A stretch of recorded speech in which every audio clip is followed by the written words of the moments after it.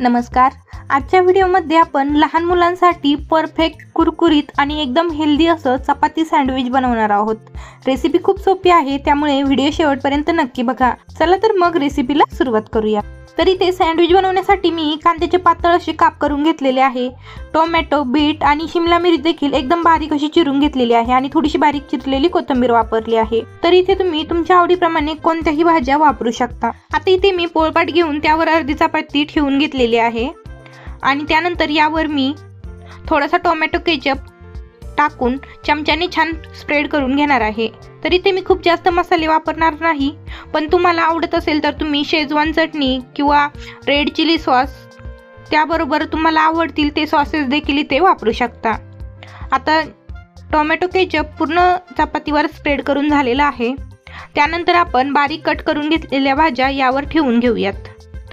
तर इथे तुम्ही तुमच्या आवडीप्रमाणे कोणत्याही भाज्या वापरू शकता, त्याबरोबर यावर तुम्ही थोडेसे मिरचीचे बारीक काप करून देखील टाकू शकता।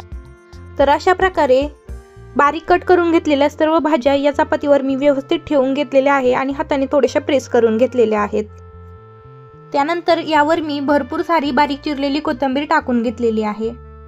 त्यानंतर यावर मी थोडेसे मसाले देखील टाकून घेणार आहे। तर इथे मी थोडासा चाट मसाला टाकलेला आहे, थोडंसं मीठ टाकलेलं आहे। तर इथे तुम्ही आवडीप्रमाणे कोणतेही मसाले देखील वापरू शकता। तर आता यावर मी थोडंसं चीज किसून टाकत आहे। चीज टाकल्यामुळे या भाज्या छान असे एकमेकाला चिटकतात आणि या सँडविचची टेस्ट देखील खूप छान लागते आणि लहान मुलांना चीज तर खूपच आवडतं, त्यामुळे चीजचा वापर तुम्ही देखील नक्कीच आवर्जून करा। आता राहिलेली अर्धी चपाती आपण यावर फोल्ड करून थोडीशी प्रेस करून घ्यायची आहे। तर इथे मी तवा अगोदरच 5 मिनिटे गरम व्हायला ठेवला होता। तर मीडियम फ्लेमवरच आपल्याला तवा छान असा कडकडीत गरम करून घ्यायचा आहे। त्यानंतर इथे मी थोडंसं तव्यावर साजूक तूप टाकलेलं आहे, याऐवजी तुम्ही तेल किंवा बटरचा वापर देखील करू शकता। त्यानंतर आता आपण चपाती यावर ठेवून छान अशी प्रेस करून घ्यायची आहे आणि एक बाजू छान अशी खरपूस रंगावर भाजेपर्यंत तशीच ठेवायची आहे। आता इथे बघू शकता या सँडविचची एक बाजू खरपूस अशी भाजलेली आहे।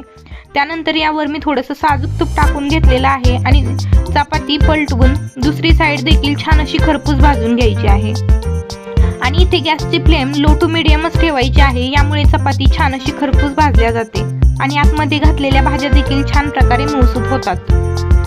तर अशा प्रकारे एकदम चटपटीत आणि झटपट होणारे हे चपाती सँडविच तयार आहेत। अगदी हेल्दी रेसिपी आहे आणि अगदी झटपट होणारी आहे आणि लहान